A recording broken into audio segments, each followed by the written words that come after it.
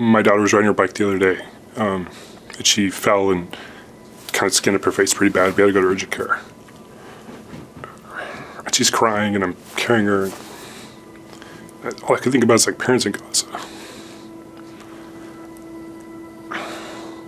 October 7th happened, and I think there was this hope of like, this is just going to be, a couple weeks, a month maybe, and go away, and it didn't go away. And I decided October 27th was the day I hit the button to resign.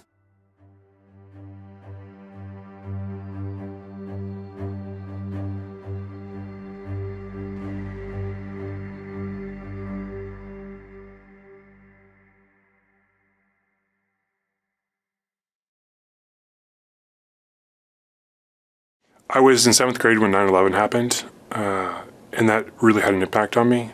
Both my grandfathers served. My one grandfather was a fighter pilot in the Air Force. I grew up next to an Air Force base. I loved airplanes. I was an engineer in the Air Force, so I did a lot of research and development stuff, specifically autonomy, small drone, artificial intelligence. So I had a lot of cool opportunities, and this stuff really excites me. And that opened a door for an exchange where I was actually in Israel for 2 years. So we came here first, did language training, became a fluent Hebrew speaker, and lived in Israel in Haifa for 2 years doing research at a university there. And I think that changed me in so many ways. So like working in Israel, right, a lot of startup companies are using the industry, academia, and the military are very tightly coupled. And it's stuff that Palestinians have been saying for a while, like the West Bank is a proving ground of sorts for them. Facial recognition software, right? It's like we've got people we're trying to keep tabs of. We got large databases. Let's train our algorithms without people's consent. Israeli security forces started having competitions around who could take the most pictures of a Palestinian to run through the database and see if they could find a match. And it's been referred to as Facebook for Palestinians.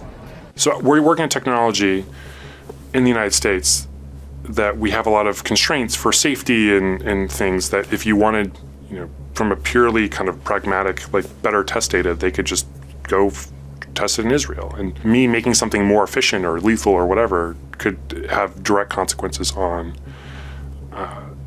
Palestinians in Gaza or the West Bank. And so, to some degree, I did feel complicit.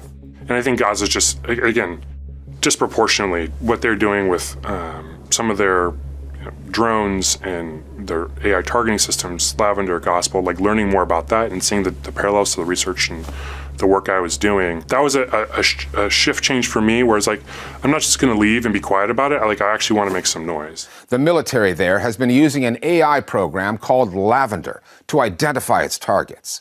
The revelations about how the AI system makes those calls, the loss of innocent lives baked into the decision-making process.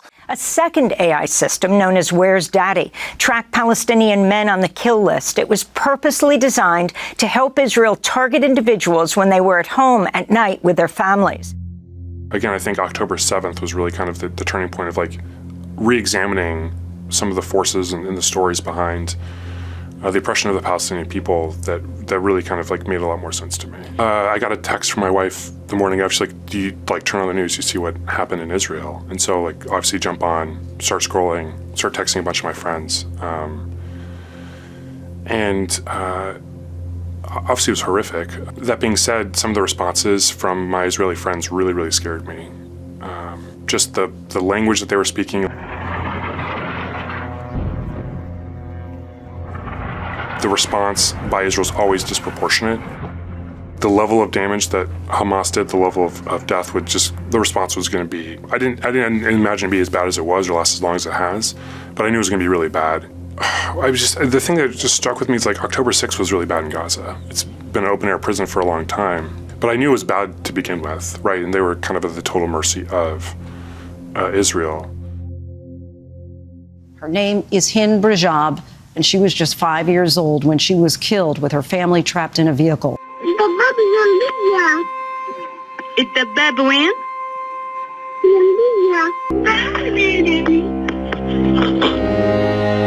It would be 12 days before Hind and the two paramedics' fates were confirmed, when Israeli forces left the area and civil defense workers were finally able to make their way to the site. Like Hind Rajab is like a really, my daughter's 5, so it's like that's my daughter, you know? My son he's nonverbal, has some other disabilities. Mohammed, the boy who was killed to death by a dog, like, that's my son. لما مسك ايده الكلب صار يشد في كتفه يشد في كتفه والدم يسيل يقول له خلاص يا حبيبي يحسس على راس الكلب. And it's like, I think just the arrogance of the IDF, the people, they're posting this stuff, right? They're flaunting it, honestly. They don't care.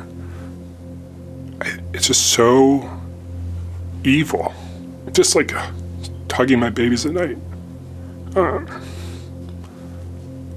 don't have words. And I think every single time something happens to my kids, right? My son sprains his ankle or like whatever. My daughter says, I'm thirsty, Dad. And it's just like I can't imagine, right? Like, I can provide for my kids. Like, we have everything we need. We're sleeping through the night.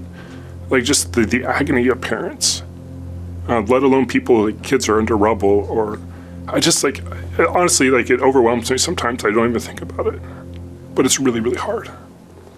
I don't know if there's a way for America to come back from this in the sense of our reputation on the international stage. We've completely trashed these institutions like the International Criminal Court, the International Court of Justice, right, the UN, for the benefit of what, right, to protect someone like Netanyahu and what Israel's doing. I hope that Palestinians can have the determination and autonomy to live their lives, and I think Palestinians are just like, you know, like me, right? They have families, they want to do things with their life.